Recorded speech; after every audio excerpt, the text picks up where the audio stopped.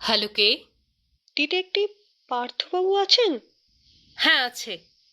দয়া করে একটু ওনাকে ডেকে দিন, খুব আর্জেন্ট। এই নাও তোমার ফোন, আর্জেন্ট। বলে কণিকা ফোনটা এগিয়ে দিল পার্থর দিকে। সবে রাত 8টা। মহিলার ফোন শুনে একটু অবাক হয়ে হ্যান্ডসেটটা তুলে নেয় ডিটেকটিভ পার্থগুপ্ত। পার্থগুপ্ত বলছি, আপনি কে বলছেন? মিস্টার গুপ্ত, আমি অলি রায় বলছি। আমার ফ্ল্যাটে এক ভদ্রলোক খুন হয়েছেন। আপনাকে এক্ষুনি আসতে হবে। আমার আমার বড় বিপদ। সিএলআইতে ফোন নম্বর দেখে পার্থ বলল, বাড়িটা কি ঢাকুরিয়ার দিকে? লেভেল ক্রসিং, সবুজ সঙ্গ? হ্যাঁ। ঠিক আছে। আচ্ছা, যিনি মারা গেছেন তিনি কি আপনার হাজবেন্ড? ও প্রান্তে অলি ইতস্তত করে, একটু থেমে জবাব দেয়, মিস্টার গুপ্ত, এত কথা বলা যাবে না। সব কথা বলবো বলেই তো আপনাকে ফোন করেছি। একটু তাড়াতাড়ি আসুন প্লিজ। আমি একেবারে একা। পুলিশ কি আপনার ওখানে পৌঁছে গেছে? হ্যাঁ। গুড, আমরা এখনই যাচ্ছি। Don't worry madam. Partha phone ছেড়ে দিল। মহিলার বাড়ি একাই যাবে নাকি কণিকাকেও সঙ্গে নেবে? কণিকা সবে মাত্র অফিস থেকে ফিরেছে, তবুও তাকে জিজ্ঞেস করতে সে রাজি হলো পার্থর সঙ্গে যেতে। অলি রায়ের বাড়িতে পৌঁছতে ওদের মিনিট 15 সময় লাগলো। বলা বাহুল্য, এটা বাড়ি নয়, ফ্ল্যাট। 28টা ফ্ল্যাটের অন্যতম এই ফ্ল্যাটটা 3 তলায়। ঘরে ঢুকে প্রবেশ করল পার্থ। অলি রায় নামে যে মহিলা আত্মপরিচয় দিল, তার পরনে ছিল টাইট জিন্সের প্যান্ট আর হাল ফ্যাশনের ছোট্ট একটি সাদা টপ। মূর্তিমতী ভেনাস। বয়স হবে 37-এর কাছাকাছি। বিবাহিতা না, সেটা বোঝার কোনো উপায় নেই। বাইরের ঘরটি রুচিসম্মতভাবে সাজানো। দুটি সোফায় বসেছিল ইন্সপেক্টর অশোক ব্যানার্জি ও তার এক সহকারী। অন্য ইন্সপেক্টরকে সম্ভাষণ করার পর অলিকে পার্থ জিজ্ঞেস করল, এবার বলুন ম্যাডাম, ঘটনাটা কি ঘটেছে? অলি ধীরে ধীরে বলতে শুরু করল। আমি ব্যাংকে চাকরি করি। রোজকার মতো আজও সকালে 9টার সময় অফিসে বেরিয়ে যাই। সজল তখন দিব্যি সুস্থ ছিল, ব্রেকফাস্ট করে সেভ করছিল। আমি অফিস থেকে ফিরি সন্ধ্যা 7টা নাগাদ। আজও গ্রসারি শপ থেকে কেনাকাটা করে ফ্ল্যাটে এসে অনেকবার কলিং বেল বাজাই, কিন্তু কেউ দরজা খোলে না। তখন ব্যাগ থেকে ডুপ্লিকেট চাবি বের করে আমি দরজা খুলি। সজলের নাম ধরে ডাকতে ডাকতে ঘরে গিয়ে দেখি সজল ডাইনিং টেবিলে মাথা দিয়ে যেন বসে রয়েছে।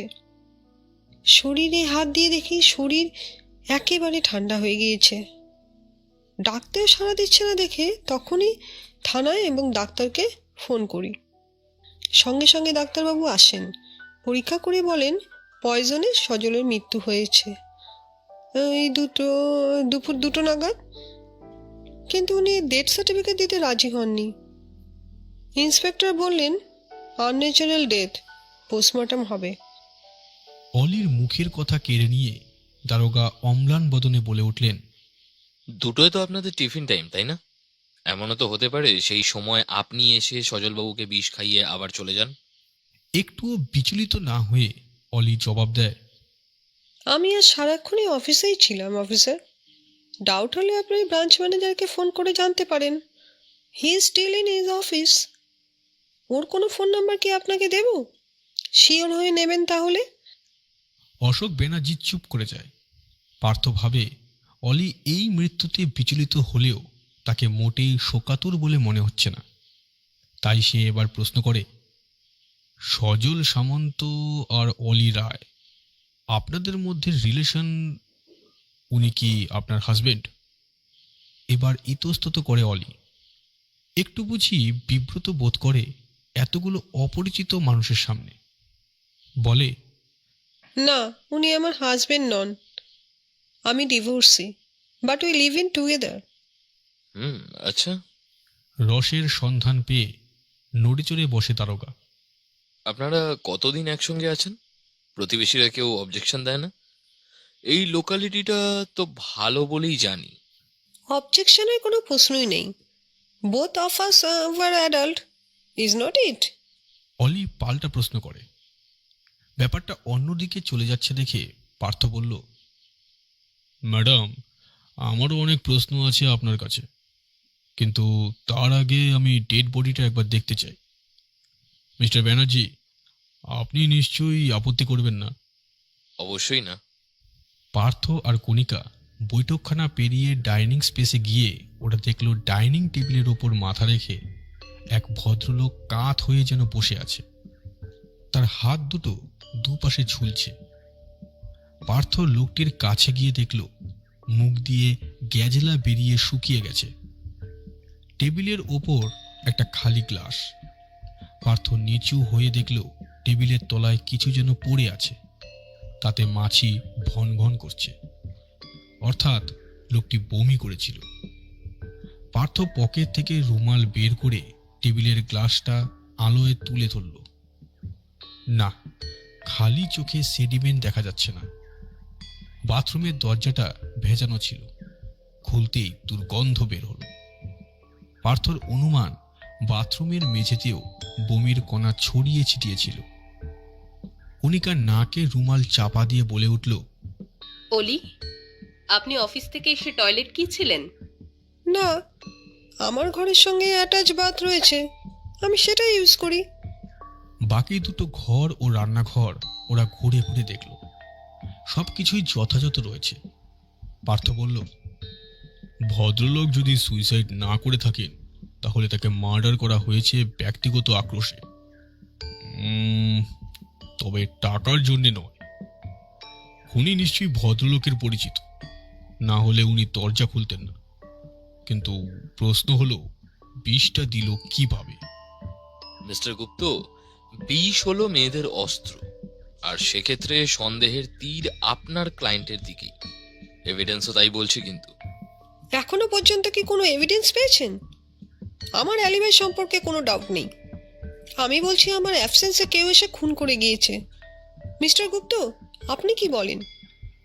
পার্থ একটু ভেবে উত্তর দেয়, কেউ যে খুন করতে পারে তা ঠিক, আবার এও ঠিক যে মেয়েদের কমন হাতিয়ার হলো বিষ। দেখা যাক পোস্টমর্টেম রিপোর্ট এবং ফিঙ্গারপ্রিন্ট রিপোর্ট কি বলে। বাই দ্য ওয়ে ম্যাডাম, ভদ্রলোকের পুরো নাম একটু বলুন, উনি কি করতেন? নাম সজল সামন্ত, গভর্নমেন্ট অফিসার ছিলেন, পাইকপাড়ার দিকে বাড়ি। উনি পাইকপাড়া আর আপনি ঢাকুরিয়া, তা কি করিয়া মিলন হলো দোহে? অফিসের কাজে উনি প্রায় আমাদের ব্যাংকে আসতেন, সেই সূত্রেই আলাপ। বছর চারেকের পরিচয়। এখানে আছেন বছর দুয়েক হলো। Don't mind. অলি, আপনাদের মধ্যে একটা মিউচুয়াল আন্ডারস্ট্যান্ডিং ছিল নিশ্চয়ই, সেটা কি? কণিকার প্রশ্নের জবাব দিতে ইতস্তত করে অলি। পার্থ তার দ্বিধা কাটাবার উদ্দেশ্যে বলে, আপনাদের সঙ্গে পরিচয় করানো হয়নি। ইনি হলেন কণিকা, আমার স্ত্রী, আমার অ্যাসিস্ট্যান্টও বলতে পারে। আমাদের এগ্রিমেন্ট ছিল কেউ কারোর পার্সোনাল ব্যাপারে ইন্টারফেয়ার করতে পারবো না। যা খরচ হবে সব খাতায় লিখে রাখতে হবে, তারপর মাসের যখন শেষ হতো এই ইকুয়াল কন্ট্রিবিউশন আর কি। রান্নার ভার কি আপনার উপর? ভোরে এসে মাসি কাজের মাসি ছিলেন যিনি রান্না করে দিয়ে যায়। আমিও সকালে কিছুটা রান্না করি। সজল বাড়ি থাকলে শখ করে কিছু করতো। আজ যেমন সবই করা ছিল, ভাতও ক্যাসারোলে রাখা ছিল। বলেছিল কোথায় যেন বেরোবে, কিন্তু বোধহয় আর বেরোতে পারেনি। চলুন তো দেখি ক্যাসারোলে ভাত আছে কিনা। ইন্সপেক্টর তখনই সাবধান করে বলে, মিসেস গুপ্তা, খালি হাতে কোনো কিছুই ছোবেন না কিন্তু, ঠিক আছে? কণিকা হেসে গ্লাভস পরে ক্যাসারোল খোলে। ভাত যেমনকার তেমনই পড়ে রয়েছে পাত্রে। তা দেখে অলি আপন মনে বলল, কে তাহলে এসেছিল যার জন্য সজল বাইরেও যায়নি, ভাতও খায়নি? ঘটনাটা তাহলে কখন ঘটেছিল? Miss Roy, don't mind, but আপনার এক্স হাজবেন্ডের নাম, অ্যাড্রেস, ফোন নাম্বার আর প্রফেশনটা একটু বলবেন? তার সঙ্গে কি এখনো আপনার যোগাযোগ আছে? না না, কোনো কানেকশন নেই। তার নাম সুজিত রায়, সাউথ এন্ড পার্কে বাড়ি, মেডিকেল রিপ্রেজেন্টেটিভ। কত বছর আগে ডিভোর্স হয়েছে আপনাদের? তা বছর 8 হবে। আপনি কি মিস্টার রায়কে সন্দেহ করেন? দেখুন, কার মনে কি আছে সেটা বলা শক্ত, তবে আমার ব্যাপারে সুজিতের কোনো ইন্টারেস্ট আছে বলে তো মনে হয় না। মিসেস রায়, আপনি কি এই প্রথম লিভ টুগেদার করছেন নাকি এর আগেও? অলিকে একটু চঞ্চল মনে হয়। ইফ ইউ ডোন্ট মাইন্ড, আমি কি স্মোক করতে পারি? বড্ড টেন্স লাগছে। স্বচ্ছন্দে। আর নিজে একটা সিগারেট ধরিয়ে বলে ওঠে, smoking is injurious to health. সেই সঙ্গে হেসে ওঠে চরম রসিকতা করা হয়েছে ভেবে। পার্থ এই সুযোগে চুরুত ধরায়। অনেকক্ষণ বুদ্ধির গোড়ায় ধোয়া দেওয়া হয়নি বলে অস্বস্তি হচ্ছিল তারও। অলি একটা কিং সাইজ সিগারেট ধরিয়ে ধোয়া ছাড়তে ছাড়তে বলল, অফিসার, এর আগে একজন ছিলেন, সোমেন সেন। সোমেন সেন বড় বেশি পজিটিভ ছিল, এমনকি মারধর করারও চেষ্টা করেছিল, তাই তাকে চলে যেতে বাধ্য করেছিলাম। ইন্টারফেয়ারেন্সে আমার একদম পছন্দ নয়। তাড়িয়ে দেওয়ার পর সৌমেন আর আসেনি? হ্যাঁ, অনেকবার কম্প্রোমাইজ করার চেষ্টা করেছিল, আমি এগ্রি করিনি। সজলকে একবার থ্রেটও করেছিল। আচ্ছা, থানায় এফআইআর করেছিলেন? না, কেন করেননি? প্রবৃত্তি হয়নি। পার্থ সোমেন সেনের ফোন নাম্বার ও ঠিকানা টুকে নিতে নিতে বলল, সজল সামন্ত সম্পর্কে কিছু বলুন। উনি তো বেশ সিনিয়র ছিলেন, ওর সঙ্গে অ্যাডজাস্ট করতে অসুবিধে হতো না? না, তার সাথে তেমন কোনো অসুবিধাই হয়নি। ওর ফ্যামিলি সম্পর্কে কিছু বলুন। ফ্যামিলি সম্পর্কে কিছুই জানি না। ফ্যামিলি সম্পর্কে উনি বিশেষ কিছু বলতেনও না। শুনেছি মাসের গোড়ায় নাকি 6,000 টাকার একটা ড্রাফট পাঠিয়ে দিতেন ওয়াইফের নামে। এই সব কথাবার্তার মাঝে পুলিশের একদল লোকসহ ডাক্তার, ফটোগ্রাফার, ফরেন্সিক বিশেষজ্ঞ চলে আসে। তারা যখন নিজের নিজের কাজে ব্যস্ত, তখন দারোগা বললেন, দেখুন মিস্টার রায়, আপনার বাড়িতে যে মার্ডার হয়েছে তাতে কোনো ভুল নেই, কেননা দাড়ি কামিয়ে কেউ সুইসাইড করে না। তাছাড়া এই বয়সে স্ত্রী সংসার ছেড়ে ভদ্রলোক যখন লিভ ইন টুগেদার করতে এসেছিল, তখন ওর মনেরও জোর আছে বলে আমার ধারণা। ঘরের জিনিসপত্র তো খালি চোখে দেখে ঠিকঠাকই বলে মনে হচ্ছে। উনি যার হাত থেকে বিষ খেয়েছেন তাকে বিশ্বাস করেই সেটি খেয়েছেন, কোনো ঝামেলা না করে তিনি খেয়েছিলেন এই বিষটা।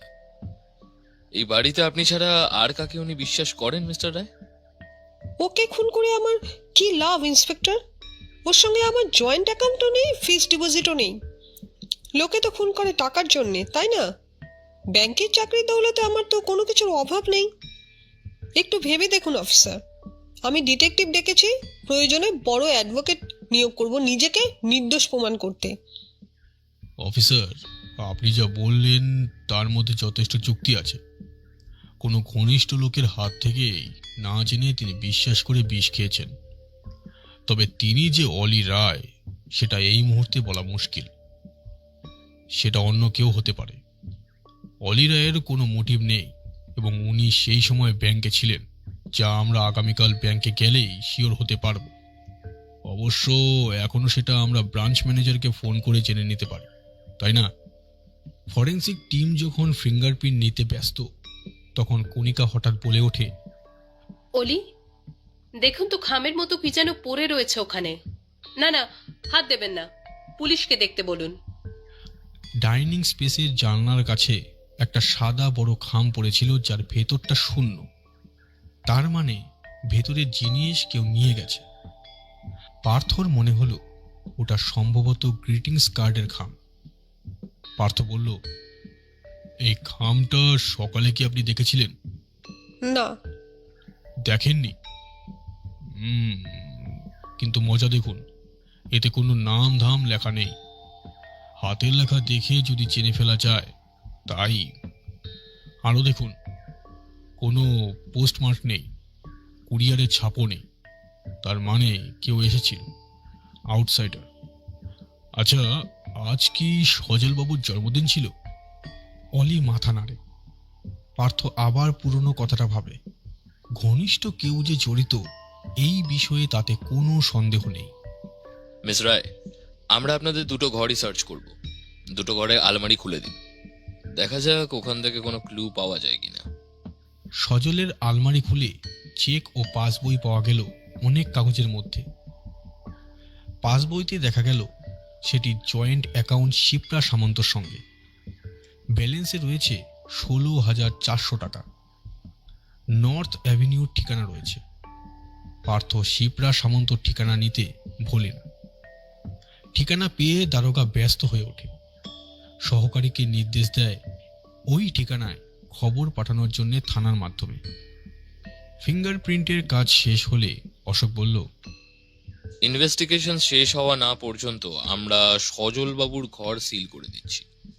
আপনি আপনার ঘরে আপাতত থাকতে পারেন, তবে পুলিশের পারমিশন ছাড়া আপনি কোথাও এক পাও যেতে পারবেন না, এমনকি ব্যাংকেও না।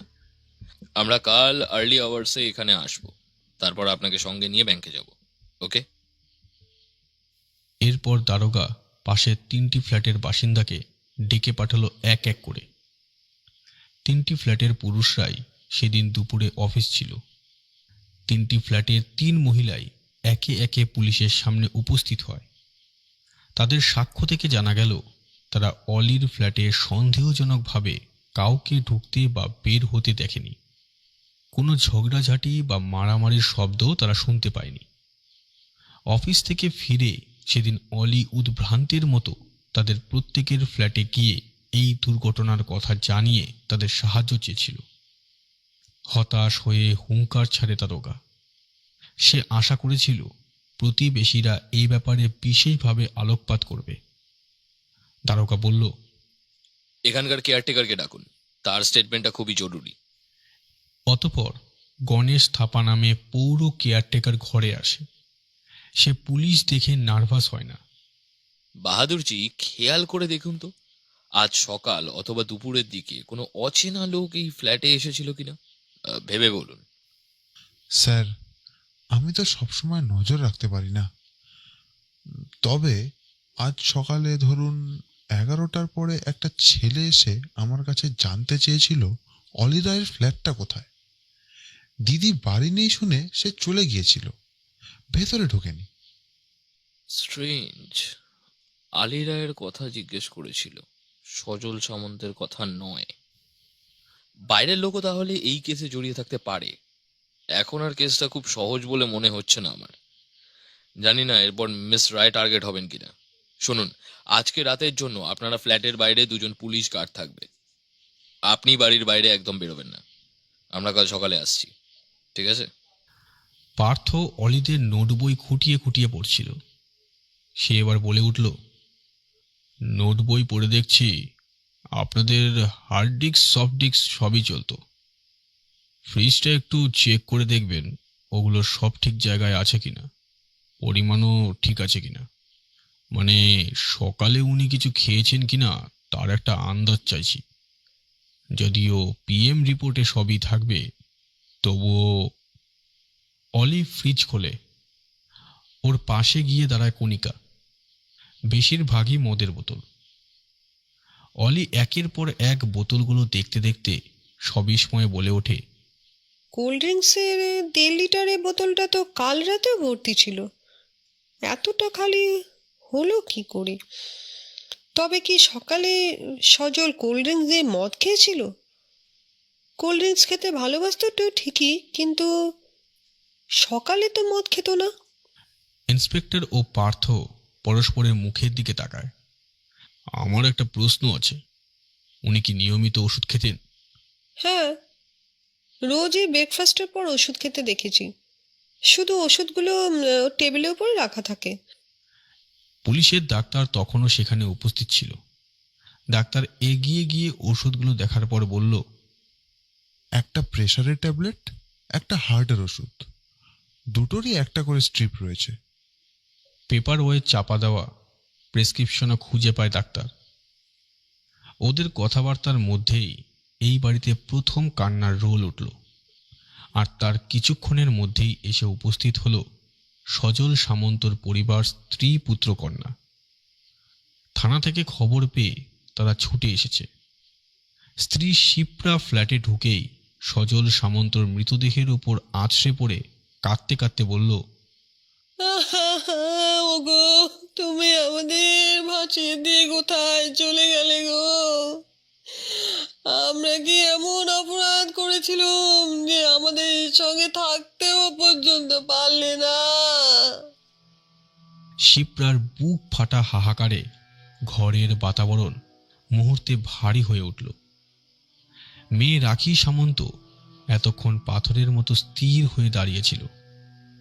সে নিরুত্তাপ কণ্ঠে বলে উঠল, মা, তুমি কাঁদলে কি আর বাবাকে ফিরে পাবে? উনি তো অনেক আগেই আমাদের ছেড়ে দিয়েছেন। তুমি কেঁদো না মা, কাঁদলে তোমার শরীর আরো খারাপ হবে, সুগার বাড়বে। ঘরের বাতাবরণ কেমন বিষণ্ণ হয়ে ওঠে। শিপ্রার কান্না থামে না। শক্ত ধাতের মেয়ে রাখির চোখে জল নেই, তার চোখ জোড়া ধক করে জ্বলছে। সে জানতে চায়, দারোগা বাবু, বাবা কি করে মারা গেল? দিয়ে মারা হয়েছে ওকে।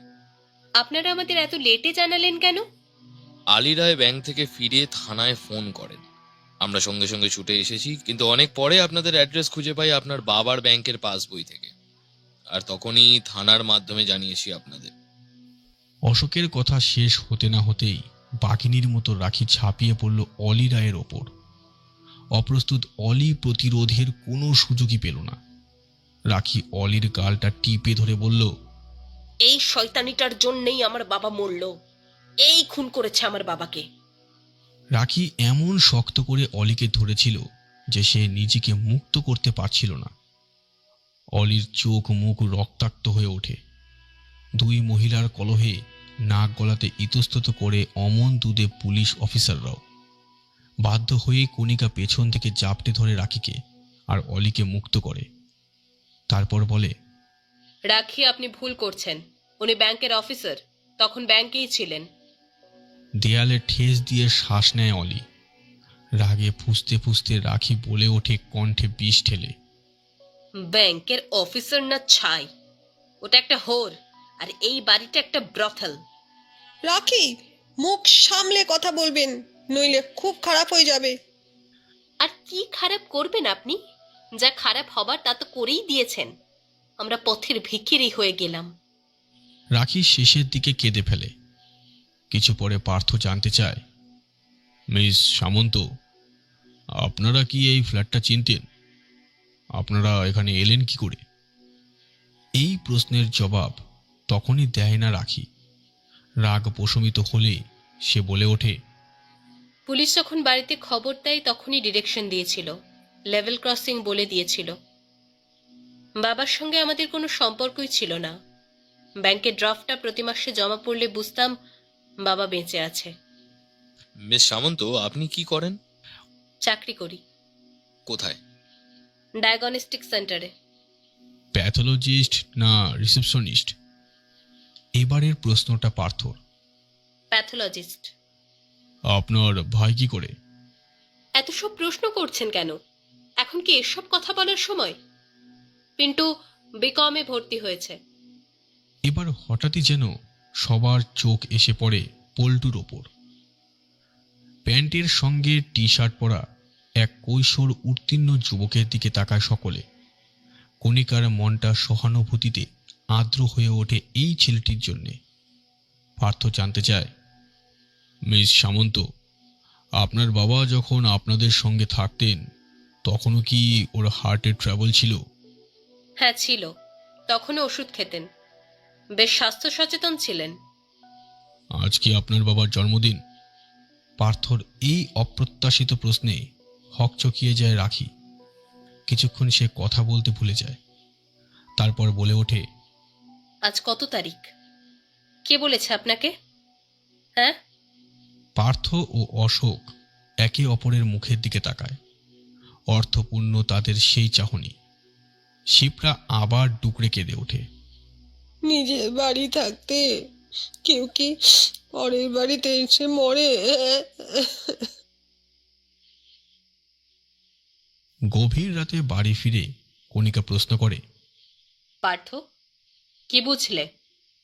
পৃথিবীর গভীরতর অসুখ এখন।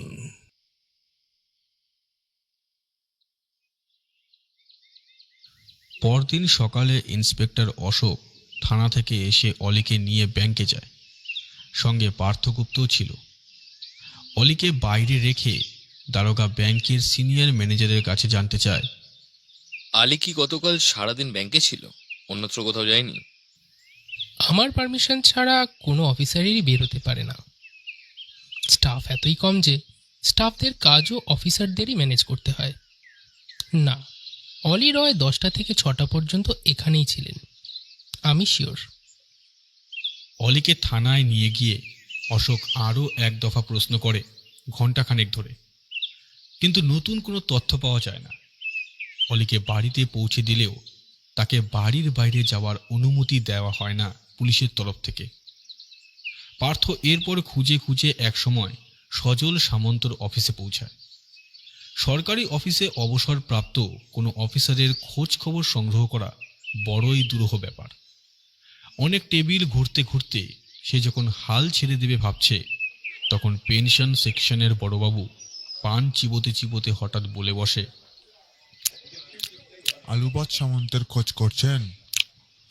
সে তো ভিআর নিয়েছে, তাকে আপনার কি দরকার? উনি মার্ডার হয়েছেন, তাই একটু খবর জানার জন্য এসেছি। অফিস থেকে তো অনেক খবর পাওয়া যায়।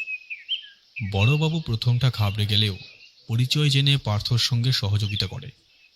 সামন্তবাবু কাজের মানুষ হলেও তার যে চারিত্রিক দোষ ছিল, অফিসের অনেক মেয়ের সঙ্গেই যে তার ঘনিষ্ঠ সম্পর্ক ছিল, সে কথা জানাতে ভোলে না বড়বাবু। সজল সামন্তর পার্সোনাল ফাইল দেখতে চাইলে বড়বাবু কিন্তু রাজি হয় না। তখন খামে করে 200 টাকা দিতেই বড়বাবু ফাইল দেখিয়ে দিল। ফাইল থেকে জরুরি তথ্য টুকে নিতে নিতে হাসি ফুটে ওঠে পার্থগুপ্তর মুখে। না, তার অভিযান ব্যর্থ হয়নি। প্রার্থিত সূত্র সে পেয়েছে ঠিকই, কিন্তু উপসংহার টানার সময় এখনো হয়নি।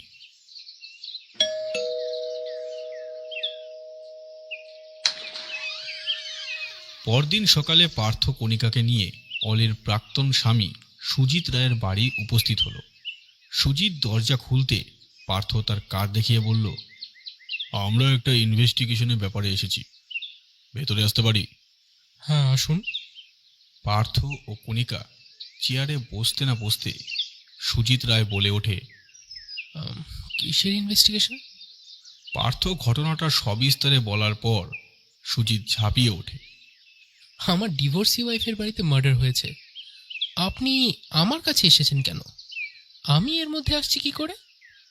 খুনটা তো আপনিও করতে পারেন। ও মহিলার ব্যাপারে আমার কোনো ইন্টারেস্ট নেই। ও খুন হলে আমি খুবই খুশি হতাম, কিন্তু মরেছে তো একজন বয়স্ক ভদ্রলোক। ওই লোকটিকে খুন করে অলি রায়কে তো আপনি ফাঁসিয়ে দিতে পারেন। আপনি তো মেডিকেল রিপ্রেজেন্টেটিভ, তাই না? পার্থর প্রশ্নের উত্তরে কণ্ঠে শ্লেষ মিশিয়ে সুজিত পাল্টা প্রশ্ন করে,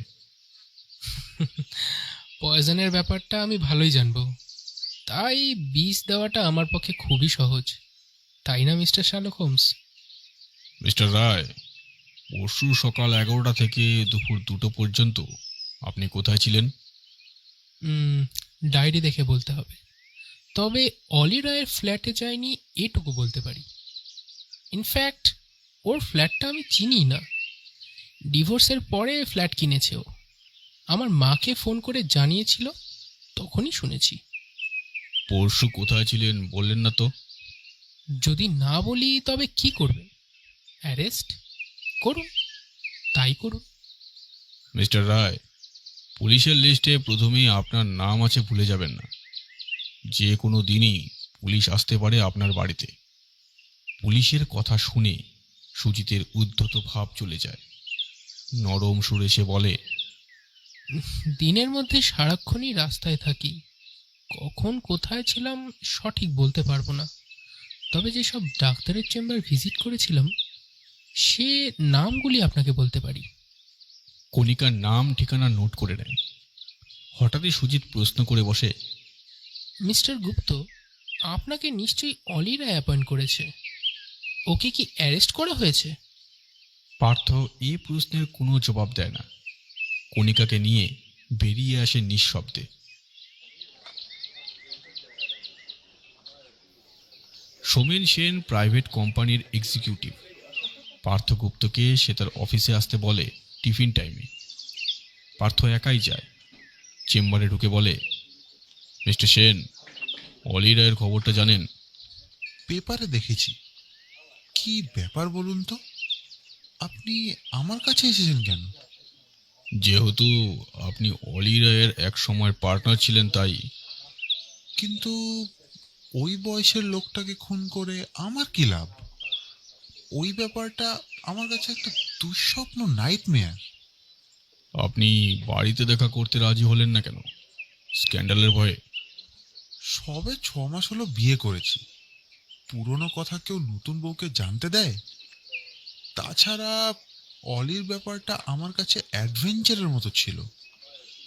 কিন্তু বছর না ঘুরতেই আমার মোহভঙ্গ হয়। কিন্তু অলি যে বলেছে সেই আপনাকে ফোর্স করেছিল চলে যাওয়ার জন্যে। আপনি কম্প্রোমাইজ করার চেষ্টা করেছিলেন, এমনকি সজল সামন্তকে শাসিয়েও ছিলেন। প্রথমটা আমার গায়ে লেগেছিল। একটা মেয়ে আমাকে তাড়িয়ে দেবে এটা মেনে নিতে পারিনি। নিজেকে সামলাতে সময় লেগেছিল। তখনই সামন্তকে থ্রেট করেছিলাম।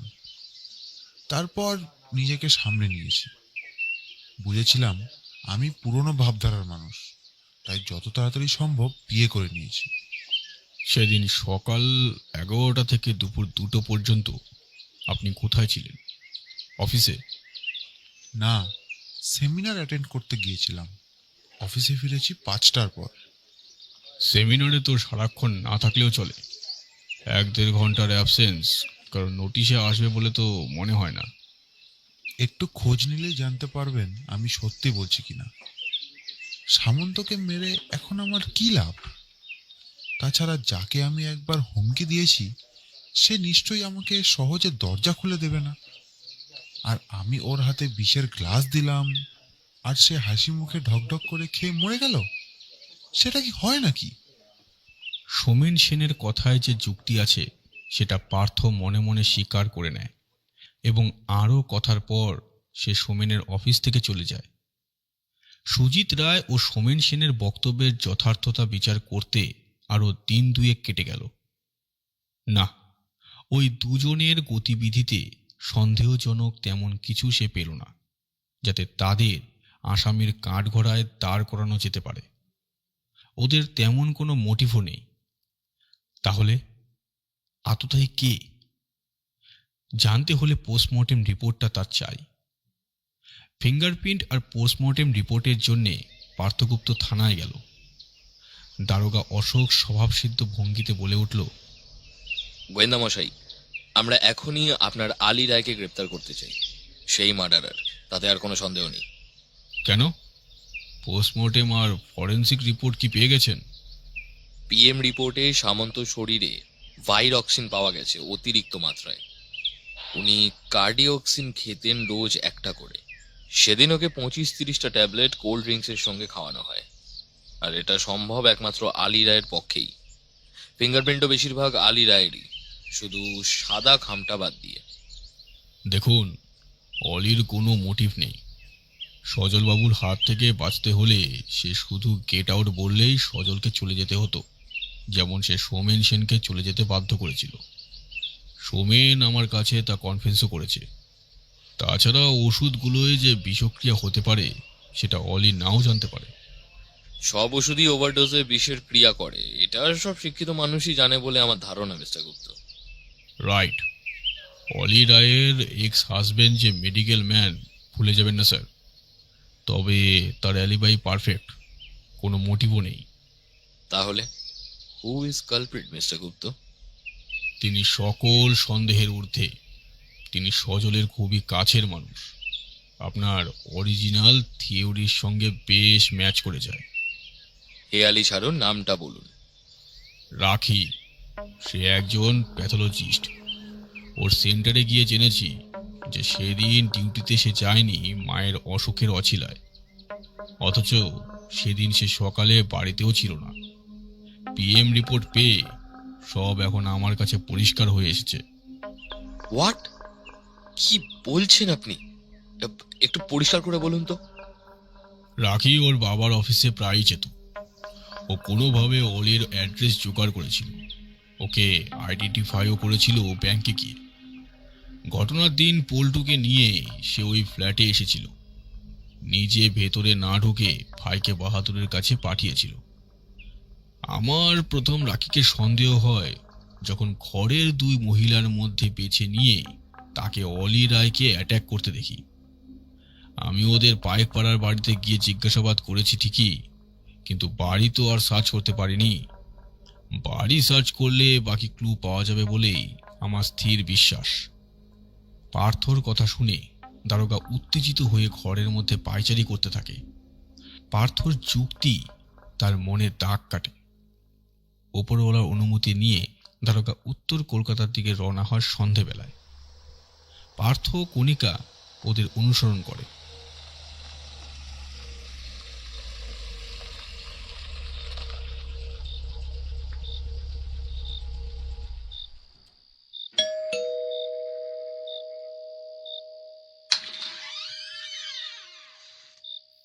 শিপ্রা সামন্ত দরজা খুলে পুলিশ দেখে সন্ত্রস্ত হয়ে পড়ে।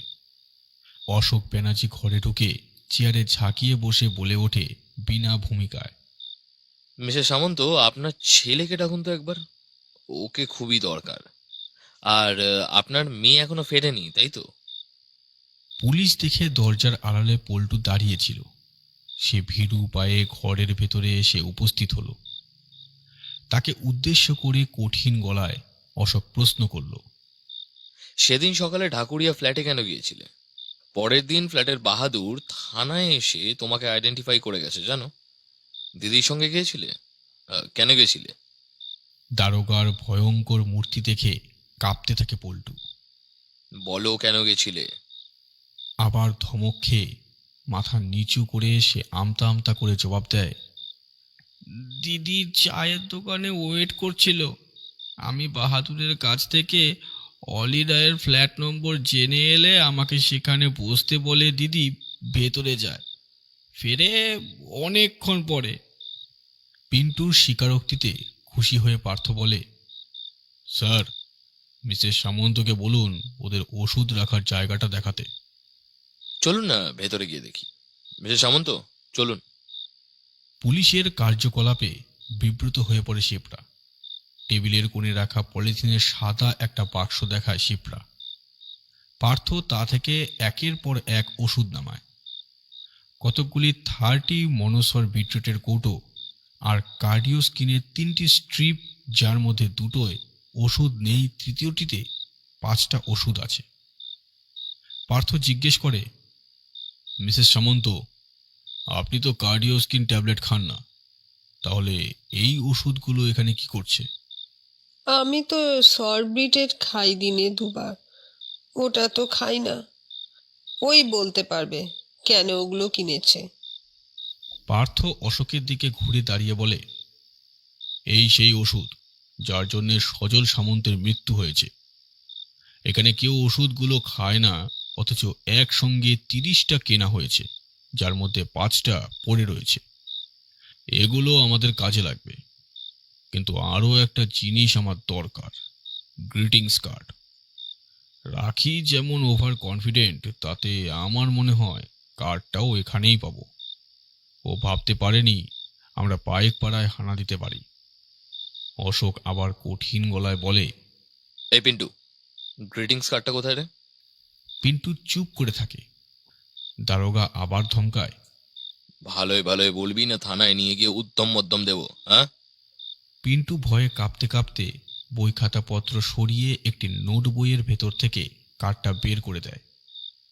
লাল গোলাপে আঁকা কার্ডখানা সবার সামনে মেলে ধরে কণিকা পড়তে লাগলো, to Mister Sajal Samanta, daddy, happy birthday to you, Rakhi and Pintu. তাতে তারিখও লেখা আছে। আর তখনই বাজ পাখির মতো যেন শূন্য থেকে এসে ছোঁ মেরে কাঠখানা ছিনিয়ে নিতে চায় রাখি। সতর্ক কণিকা রাখিকে দেখা মাত্র কার্ডখানা পার্থর হাতে চালান করে দেয় আর রাখিকে শক্ত করে জড়িয়ে ধরে। পার্থ বলে ওঠে, ইন্সপেক্টর, এই সেই বিষকন্যা, আর এই কার্ডখানা ছিল অলি রায়ের ফ্ল্যাটে ঢোকার পাসপোর্ট। রাখি প্রাণপণে কণিকার সুদৃঢ় অলিঙ্গন থেকে নিজেকে মুক্ত করার চেষ্টা করে, কিন্তু কণিকার শক্তির কাছে পেরে ওঠে না। রাখি, আজ আপনার মুক্তি নেই। পুলিশ বাড়ি ঘিরে রেখেছে। আপনি বাড়িতে ঢুকে আমাদের উপকারী করেছেন। এখন বলুন, বাবাকে কিভাবে হত্যা করেছিলেন? রাখির মুখ ক্রোধে হতাশায় রক্তাক্ত হয়ে ওঠে। সে কোনো জবাব দিল না দেখে পার্থ বলে ওঠে, আমি বলছি, ভুল হলে সংশোধন করে দেবেন রাখি দেবী। পিন্টু ফ্ল্যাটের হদিশ জেনে আসার পর আপনি ওই ফ্ল্যাটে যান। আপনি জানতেন আপনার বাবা কোনো অজুহাত ছাড়া আপনাকে ওই ফ্ল্যাটে ঢুকতে দেবেন না, তাই আপনি ওর জন্মদিনটাকে বেছে নেন। ওর পার্সোনাল ফাইল থেকে আমি তা কনফার্ম করি। জন্মদিনের শুভেচ্ছা জানিয়ে কার্ডখানা এগিয়ে দিতে বাবা আপনাকে ফেরাতে পারেনি। দরজা খুলে ভেতরে বসতে দিয়েছেন এবং ভদ্রতা করে আপনাকে চা বা শরবত খেতে বলেন। আপনার বাবা যে কোল্ড ড্রিঙ্কস খেতে ভালোবাসতেন তা আপনি জানতেন, তাই কোল্ড ড্রিঙ্কস আনার প্রস্তাব দেন দুজনের জন্যে। কোনোভাবে বাবার গ্লাসে আপনি কোল্ড ড্রিঙ্কসের সঙ্গে গুঁড়ো করে আনা কার্ডিওস্কিন মিশিয়ে দেন। আপনার বাবা সরল বিশ্বাসে মেয়ের হাত থেকে কোল্ড ড্রিঙ্কস ভেবে বিশেষ শরবত 1 নিমিষে খেয়ে নেন। তারপর জন্মদিন মৃত্যুদিনে পরিণত হতে দেরি হলো না। বাবাকে একাধিকবার বমি করতে দেখে আপনি বুঝে যান যে বিষক্রিয়া শুরু হয়ে গেছে। 1-2টো ট্যাবলেট যেখানে ওষুধের কাজ করে, 25-30টা ট্যাবলেট সেখানে বিষের সমান। আপনি জানতেন ওই ওষুধ তৈরি হয় ডিজিটালিস নামে একটি গাছ থেকে, যার ফুলগুলো খুব সুন্দর। ডিজিটালিস থেকে হোমিওপ্যাথি ওষুধও তৈরি হয়।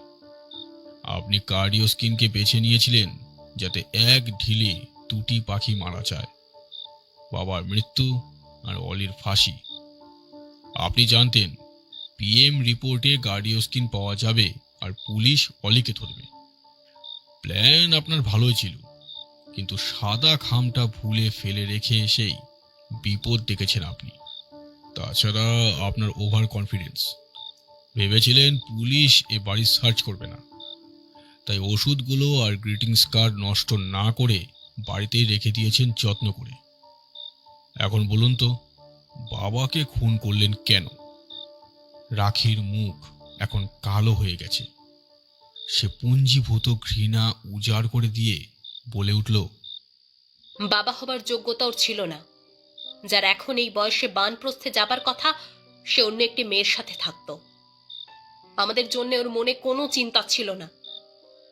জানেন, এর মধ্যে আমার 3-3টে বিয়ের প্রস্তাব নাকচ হয়ে গেছে, শুধুমাত্র বাবা কোথায় বলতে পারিনি বলে। নিজের লালসাটাই ওর কাছে বড় ছিল। বলুন, এমন মানুষকে মেরে আমি কি খুব অন্যায় করেছি? বলুন আপনারা। রাখি কান্নায় ভেঙে পড়ে। ঘরের আবহাওয়া বিষণ্ণ হয়ে উঠেছে। কারোর মুখে কোনো কথা নেই বেশ কিছু সময়। অবশেষে অশোক দাঁড়িয়ে উঠে বলল, সরি মিস সামন্ত, আপনার প্রশ্নের উত্তর আমার ঠিক জানা নেই। এর জবাব দিতে পারে মহামান্য আদালত। আপনাকে আমাদের সঙ্গে থানায় যেতে হবে। You are under arrest.